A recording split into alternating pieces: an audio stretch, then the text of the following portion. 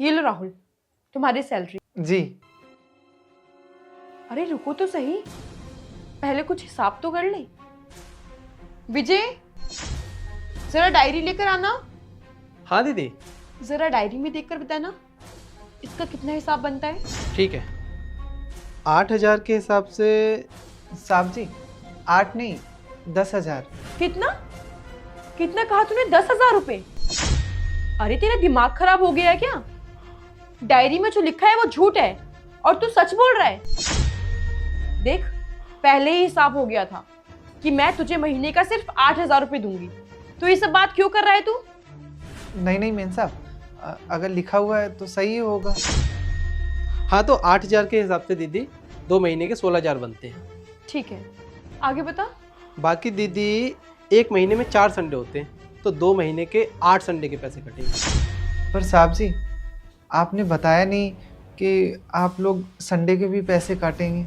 कहाँ दिमाग रहता है तेरा? अरे कुछ याद भी रहता है, सब कुछ भूल गया। मैंने पहले दिन तुझे बोला था कि मैं संडे की कोई सैलरी नहीं दूंगी, तो ये सब क्या बोल रहा है तू? पूरी प्रॉपर्टी तेरे नाम कर दूं? हाँ कर दूं क्या? नहीं नहीं मेम साहब, आप बोल रही हैं तो सही ही होगा, शायद मुझसे ही कोई गलती हो गई होगी। बस कर, ज्यादा जुबान चलाने की जरूरत नहीं है, चुपचाप खड़ा रह। और बता बेटा।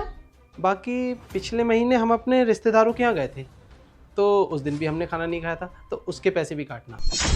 पर साहब जी मैं दिन में आया तो था और खाना भी बनाया था। हाँ तो तू क्या चाहता है? तुझे पूरे दिन की सैलरी दूं? तूने बस एक टाइम काम किया था तो तुझे एक टाइम की सैलरी मिलेगी, समझा? अरे हाँ दीदी, पिछले महीने इसने 3 छुट्टियाँ की थी, उसके भी पैसे काट लीजिए। अरे साहब जी उस दिन मेरी तबीयत ख़राब थी ना, और मैं फिर भी आया था और काम भी किया था मैं। हाँ तो मैं क्या करूं?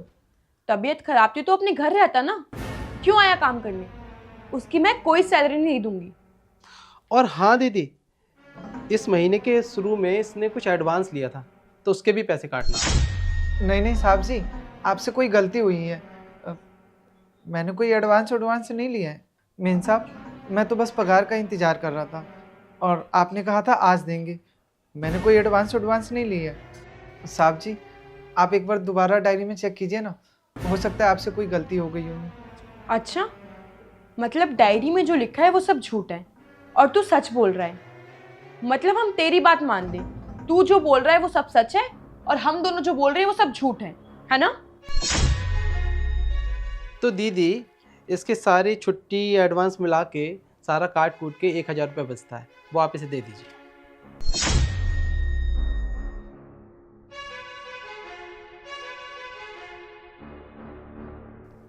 ये पकड़ 13,000 रुपये।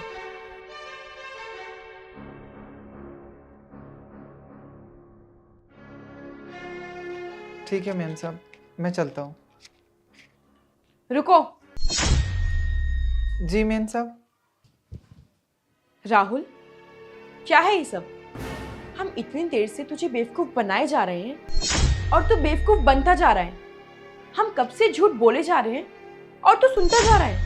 अरे ऐसा कब तक चलेगा? तेरा ये भोलापन किस काम का? अरे तेरे भोलेपन का कोई भी फायदा उठा सकता है। अरे तू इतना भोला कैसे हो सकता है? मैंने सुबह देखा था कि सामने वाली कैसे तेरी सैलरी काटी जा रही थी और तू चुपचाप सुन रहा था, उसे कुछ बोला भी नहीं। तूने एक बार भी उसे जवाब नहीं दिया। वो तेरे भोलेपन का फायदा उठाती है। नहीं मैम साहब, आपको कुछ गलतफहमी हुई है, वो ना सही पैसे काट रही थी।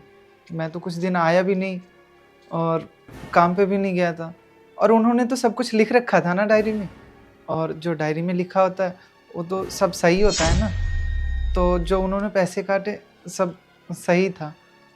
देख राहुल, माना कि तू पढ़ा लिखा नहीं है, लेकिन डायरी में लिख के तुझे कोई कुछ भी बोल देगा और तू मान लेगा। अरे तू पूरे महीने मेहनत करता है और तब जाकर तुझे तेरी पगार मिलती है। अगर तू अपनी पूरी पगार ऐसे ही कटवा देगा तो तेरा घर कैसे चलेगा? देख राहुल, इसी काम से गुजारा होता है तेरे घर का।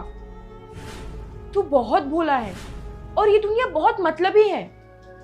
राहुल, तू नया नया इस शहर में आया है और इस भोलेपन का कोई फायदा नहीं है जिस भोलेपन से तेरा नुकसान हो। मेन साहब, आपने सारी बात सही कही, बस एक बात गलत कही कि हर इंसान मतलबी होता है, पर ऐसा नहीं होता। अगर हर इंसान मतलबी होता तो आप इतनी अच्छी कैसे होती? आप तो इतने बड़े घर में रहते हो और इतने सारे पैसे हैं आपके पास, फिर भी आपका दिल बहुत बड़ा है। और आपने मेरी पगार काटी सिर्फ ये समझाने के लिए कि शहर में आकर कैसे रहना चाहिए और अपने लिए कैसे आवाज़ उठाना चाहिए। और इससे तो यही साबित होता है ना मेन साहब कि हर इंसान मतलबी नहीं होता। राहुल, हर जगह मैं नहीं आऊंगी तुझे बचाने के लिए। ये सब मैंने तुझे समझाने के लिए कहा था कि तू समझ जाए, और आगे से तेरे साथ अगर ऐसा कोई करे तो चुपचाप ना खड़ा रहे, तू आवाज उठाए। इसलिए मैंने ये सब किया। जी मेन साहब, मैं आपकी अब सारी बात समझ चुका हूँ। अब मैं जहाँ भी काम करूँगा अपने सारे पैसों का हिसाब मैं खुद ही रखूँगा। ये ले, तेरे पूरे महीने की सैलरी, तेरी पूरी पगार, और तेरा कोई पैसा नहीं कटेगा। मतलब मैंने जो कहा था वो सब सही था, मैंने कोई एडवांस नहीं लिया था। हाँ, ये तेरे पूरे पैसे हैं, पूरे 10,000 के हिसाब से। ठीक है मेन साहब, मैं चलता हूँ।